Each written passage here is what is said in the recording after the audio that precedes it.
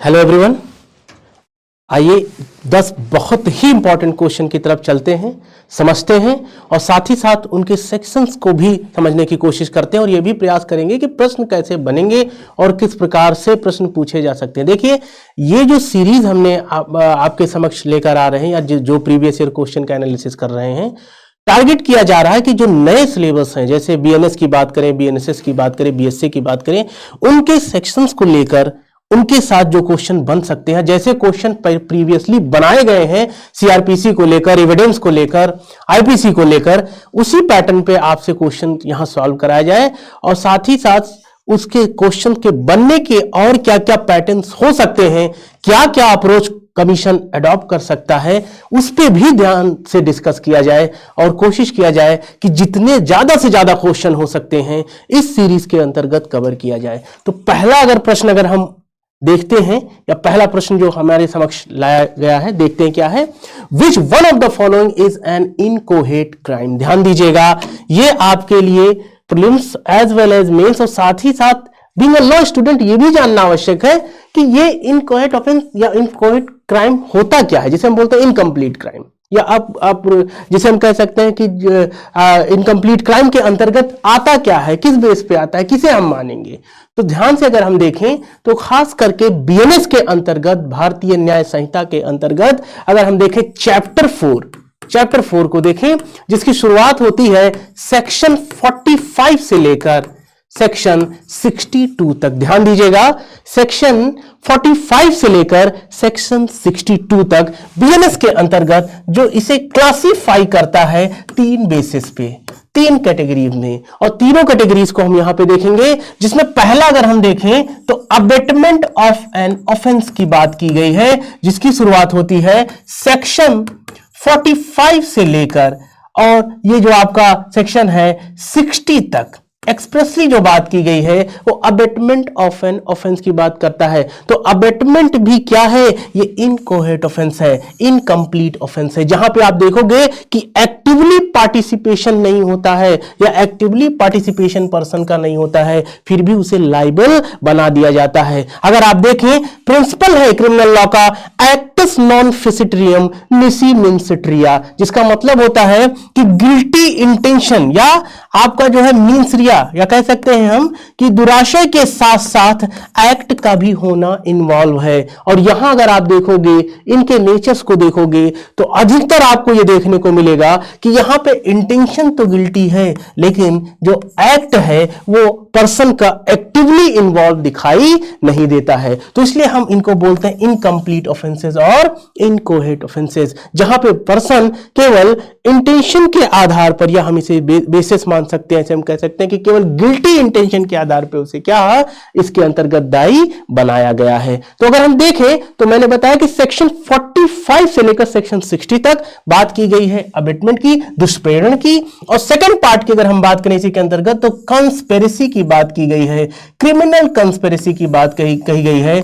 आपराधिक षड्यंत्र की बात कही गई है, जो कि बताता है section 61 of the BNS, 61 of the BNS, जिसमें 61 का सब सेक्शन 1 क्रिमिनल कंस्पिरेसी है क्या इसके बारे में बताता है, और section 61 sub section 2 criminal conspiracy के पनिशमेंट के बारे में बताता है। ध्यान दीजिएगा, इसलिए मैं आपको इन सेक्शंस को रिकॉल करा रहा हूं क्योंकि आपसे एग्जामिनेशन के अंतर्गत डायरेक्ट भी क्वेश्चन पूछा जा सकता है, कहां डिफाइन है, अगर फैक्चुअल क्वेश्चन बना दो। इसलिए आपको ये सारी चीजें जानना बहुत आवश्यक है।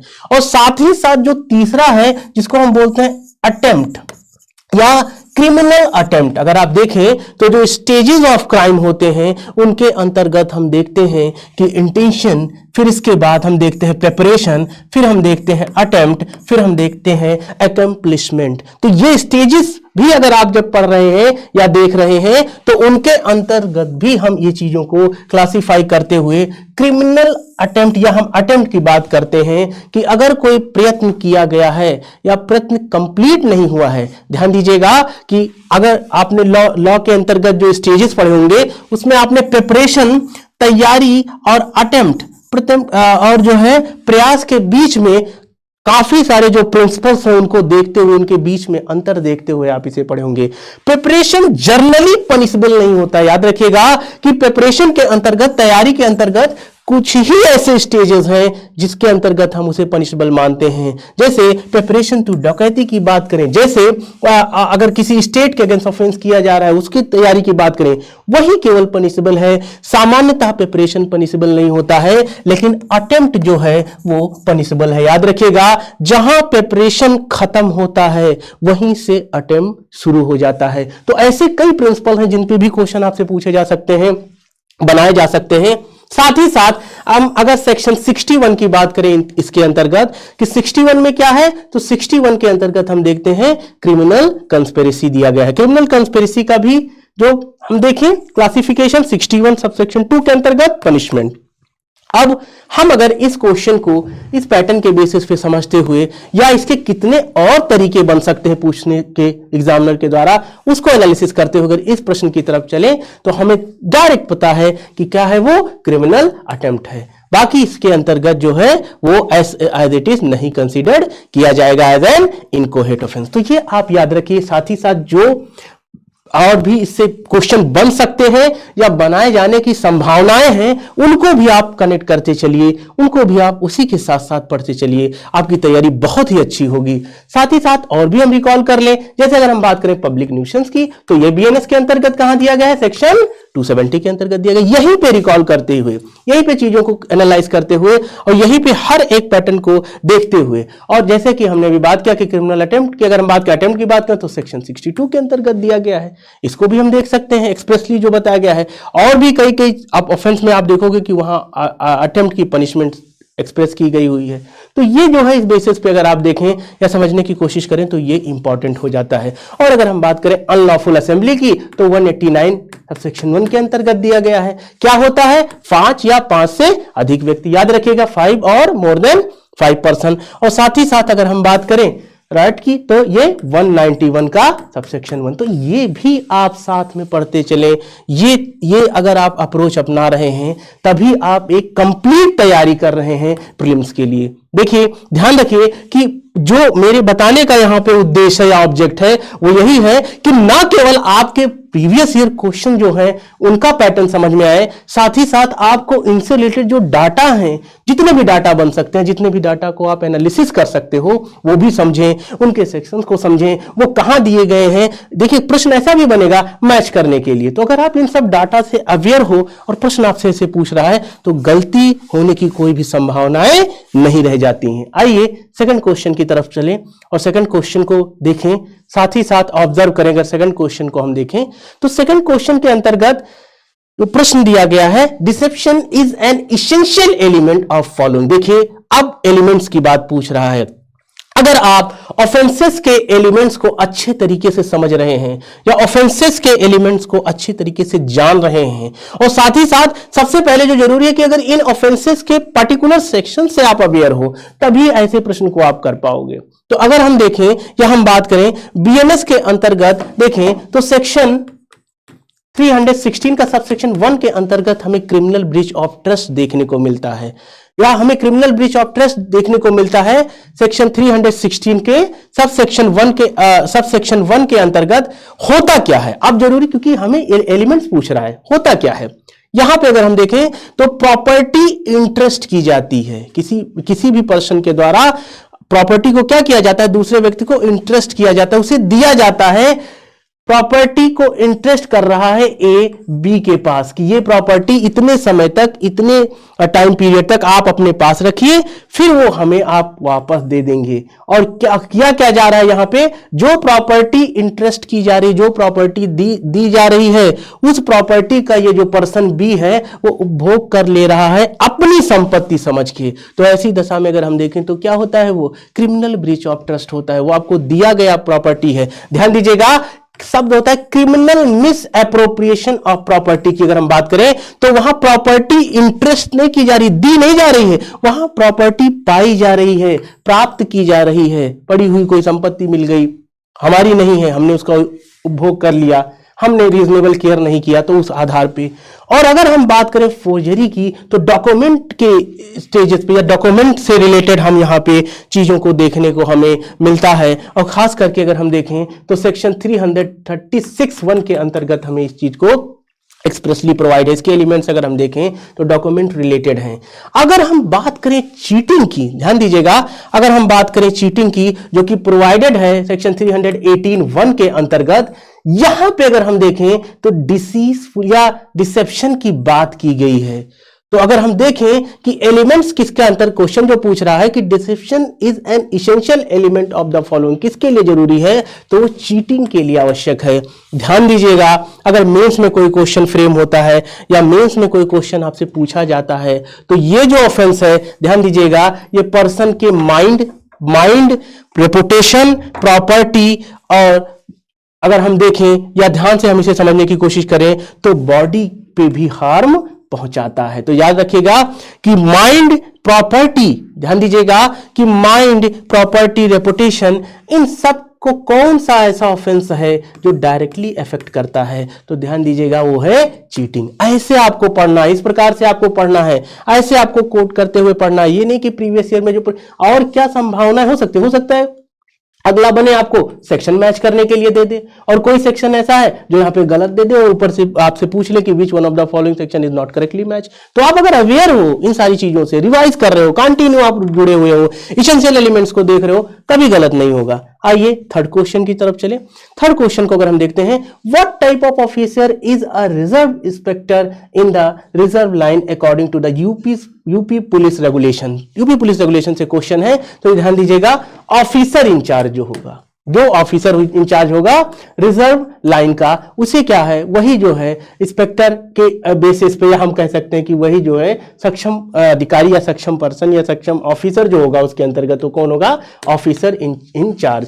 अगर हम देखें तो पैरा 18 के अंतर्गत, para 18 of UP police regulation के अंतर्गत हमें ये चीज स्पष्ट रूप से देखने को मिलता है। तो ये आप इस बेसिस पे, क्योंकि डायरेक्ट क्वेश्चन था, आपसे पूछा गया था।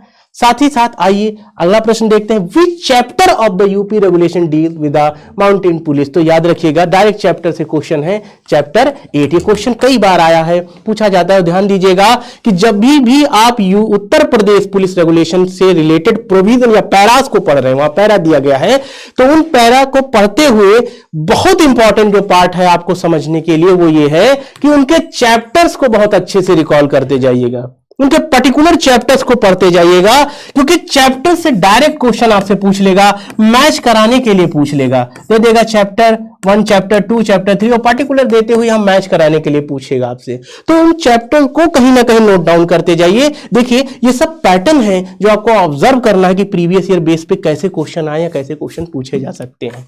आइए अगला प्रश्न की तरफ हम चले। अगले प्रश्न को हम देखें, under the UP police act 1861 the word police includes such person who have under the act been. देखिए डायरेक्ट प्रश्न है कि पुलिस किसको मानेंगे या किस व्यक्ति को मानेंगे, या कैसे हम इसको समझेंगे कि पुलिस इंक्लूड किस को किया गया है, पुलिस के अंतर्गत किसको किया जा सकता है। तो अगर हम देखें इंटरप्रिटेशन क्लॉज के अंतर्गत सेक्शन 1 जो है उसके अंतर्गत अगर हम पुलिस की डेफिनेशन को देखें या पुलिस की मीनिंग को समझने की कोशिश करें, तो वहां जो शब्द यूज किया गया है अपॉइंटमेंट, सिलेक्शन, ट्रेन नहीं, इनरोल्ड की बात की गई है। ध्यान दीजिएगा, ये आपको बहुत इंपॉर्टेंट है जानना कि सिलेक्शन, अपॉइंटमेंट इनकी बात नहीं की गई, इनरोल्ड एज अ पुलिस की बात की गई है, जिनको इनरोल्ड किया जाए पुलिस के रूप में। तो ये स्पष्ट रूप है, डायरेक्ट प्रश्न आपसे पूछा गया है, अवेयर रहिएगा इन फैक्ट से। अगला क्वेश्चन हम देखते हैं, answer with the help of code handwriting may be proved bye. Direct question पूछा गया आपसे कि कैसे प्रूव किया जा सकता है, कोड देते हुए। Evidence of the writer himself, second है ओपिनियन ऑफ एक्सपर्ट, थर्ड है evidence of a person acquainted with the handwriting, and fourth है the court under section 72 of भारतीय साक्ष्य अधिनियम। अब ध्यान दीजिएगा कि ये सभी अगर आप पढ़े हुए हैं तो आपको सभी फैक्टर्स को जो है कंसीडर किया जाए, सभी को क्या किया जाता है, सभी के बेसिस पे से प्रूव किया जा सकता है। यानी कि जनरली अगर हम देखें तो ये क्या है, सारे जो स्टेटमेंट हैं वो हमें करेक्ट दिखते हैं, all the statement are correct. लेकिन अब जानने की आवश्यकता है कि ये चीजें हैं क्या, इनको कहां एक्सप्रेसली बताया गया है। तो अगर हम देखें ओपिनियन ऑफ एक्सपर्ट की बात करें तो सेक्शन 39 के अंतर्गत ओपिनियन ऑफ एक्सपर्ट, एक्सपर्ट की ओपिनियन जहां ली जाती है, और ध्यान दीजिएगा कि ये रिलेवेंसी के अंतर्गत आता है, फैक्ट रिलेवेंट फैक्ट के अंतर्गत आता है, मतलब ये चैप्टर 2 के अंतर्गत आता है। इट्स मींस चैप्टर 2 कहां से कहां तक है, सेक्शन अगर हम देखें सेक्शन 3 से लेकर सेक्शन 50 तक है ऑब्वियस से, तो ये भी साथ में रिकॉल करते चलिए, समझते चलिए। तो उसके अंतर्गत भी हम देखते हैं evidence of a person acquainted with handwriting. अगर हम बात करें evidence of a person acquainted with handwriting, इसकी बात करें तो हम देखें सेक्शन 41 के अंतर्गत ये भी पार्ट हो जाता है रिलेवेंसी का ही।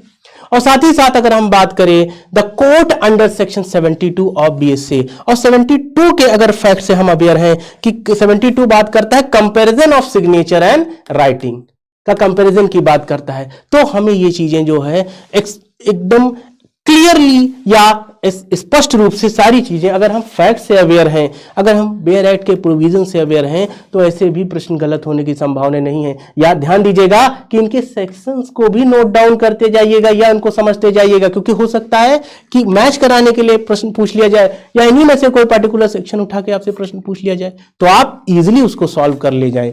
चलिए नेक्स्ट प्रश्न की तरफ चलते हैं। The state of UP versus Devman Upadhyay is a concern with, direct आपसे क्वेश्चन पूछा। देखिए ऐसे कुछ केस है ना जिनको आपको जानना बहुत आवश्यक है कि किससे रिलेटेड है, और अगर आपके पास समय है तो प्लीज आप इनके फैक्ट्स को भी देखिए, साथ ही साथ समझिए कि कोर्ट ने क्या फाइंडिंग दी थी, क्योंकि कभी क्वेश्चन एग्जामिनर क्या करता है कि इलस्ट्रेशन बेस पे इन्हीं केसेस के फैक्ट्स पे आपसे पूछ लेगा।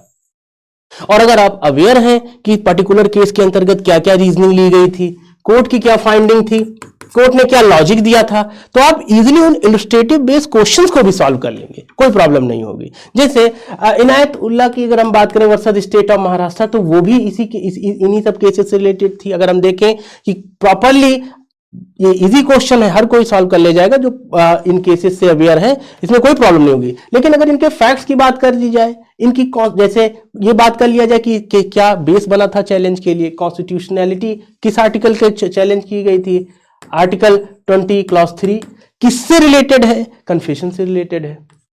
कन्फेशन का प्रोविजन कहां दिया गया है, तो ध्यान दीजिएगा आप, अगर हम बात करें सेक्शन 23 ऑफ भारतीय साक्ष्य अधिनियम 23 को यहां पे 2 कैटेगरी में बांटा गया है, भी देखिए, फिर एक प्रोवाइजो दिया गया है।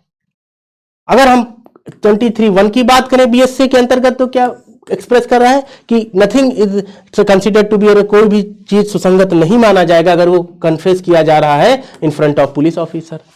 23 का 2 की बात करें तो क्या कहता है, 23(2) कहता है कि पुलिस कस्टडी के अंतर्गत। लेकिन अगर इसके प्रोवाइजो की हम बात करें तो वहां एक्सप्रेसली प्रोवाइड है कि अगर कोई ऐसी पर्टिकुलर इंफॉर्मेशन दी जा रही, स्टेटमेंट दिया जा रहा है कि उसके द्वारा जो कि जिसकी नॉलेज पर्टिकुलरली उसी व्यक्ति को थी जो ये नॉलेज जो ये एक्सप्रेस कर रहा है, बता रहा है, और उससे वो चीज रिकवर हो रही है या थिंग्स ड्राइव हो रही, प्राप्त की जा रही है, तो उतना पार्ट रिलेवेंट हो जाएगा, जो अदर पार्ट है वो रिलेवेंट नहीं होगा। तो ये चीजें आपको कनेक्ट करना आना चाहिए, इनको एक्सप्रेस करना, इनको कि चीजें कहां कहां एक्सप्रेसली दी गई हैं।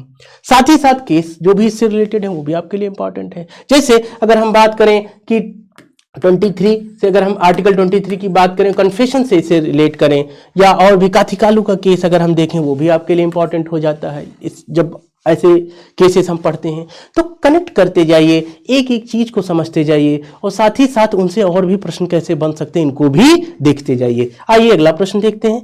अगर अगला प्रश्न हम देखें, A is charge with a murder, in this case burden of proof is on. Simple सा क्वेश्चन है कि किसके ऊपर है बर्डन ऑफ प्रूफ, तो ध्यान दीजिएगा कि in criminal cases the burden of proof is lies on state. तो आप सीधा जो है किसके ऊपर है, स्टेट। क्यों, रीजन क्या है, क्योंकि अगर क्रिमिनल केसेस में कोई क्राइम होता है तो offence against the society at large है, और सोसाइटी एट लार्ज को प्रोटेक्ट करने की जो जिम्मेदारी है या जो लायबिलिटी है किसके ऊपर है, स्टेट के अंतर्गत है। तो ये ऑफेंस अगेंस्ट द, यानी कि state become the representative from the side of the prosecution. तो डायरेक्ट क्वेश्चन था ये, किसकी burden of proof by state.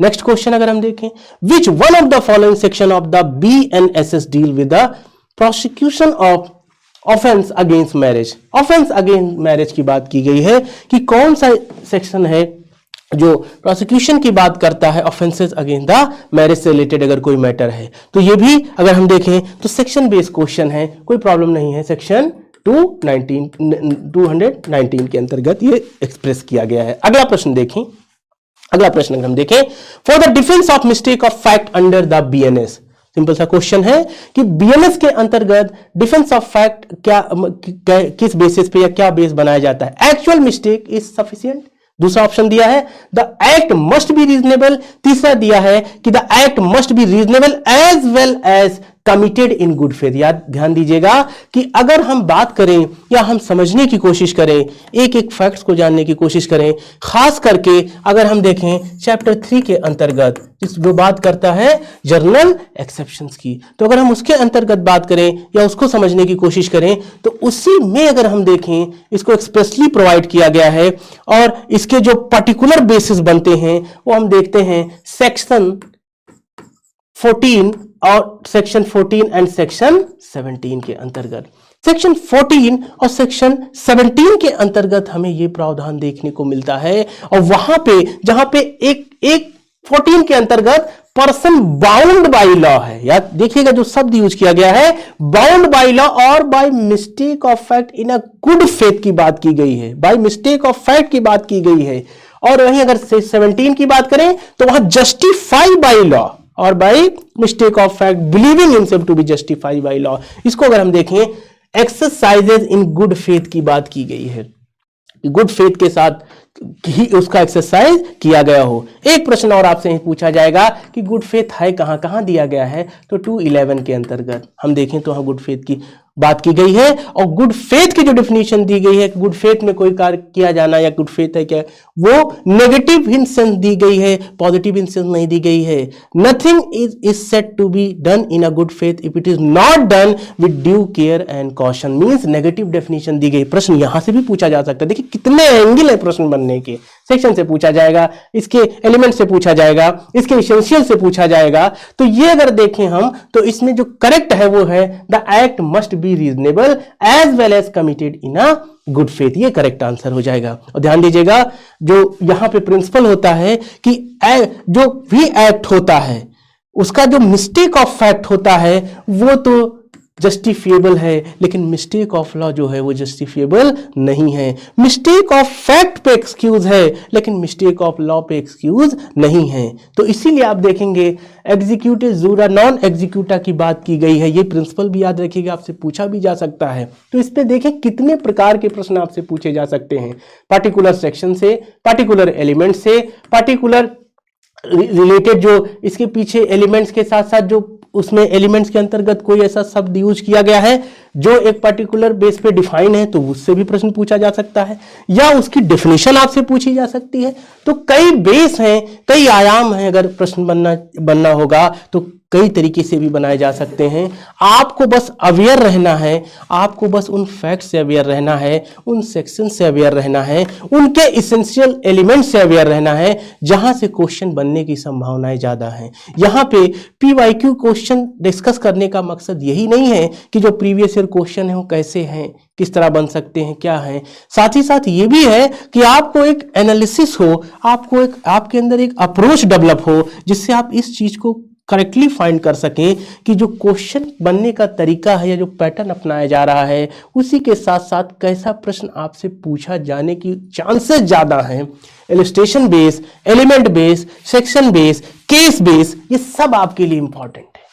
तो साथ ही साथ बेयर एक्ट पढ़िए, एलिमेंट देखिए, उस अगर किसी पर्टिकुलर बेयर एक्ट के अंतर्गत प्रोवाइजो है, एक्सेप्शन दिया गया है, इलस्ट्रेशन दिया गया है और वो ऐसा सेक्शन है जो नॉर्मली आपसे डिस्कस किया जा रहा है, आपको जानना आवश्यक है, उसमें कई सारे प्रश्न बने हुए हैं और प्रीवियस ईयर भी बन चुके हैं, बनने की उम्मीद भी है, तो उसके भी सारे एंगल को देखते हुए कि और भी क्या तरीके हो सकते हैं हम यहाँ पे डिस्कस भी करते हैं। साथ ही साथ ये भी हमारी कोशिश है कि आप भी जो है इसके साथ साथ रिवीजन करते चलें, ये आपके लिए बहुत इंपॉर्टेंट रहेगा। तो इसी के साथ हम आज का सेशन आपके समक्ष यहीं पे समाप्त करते हैं, फिर मिलते हैं हम अगले सेशन में। Thank you so much everyone.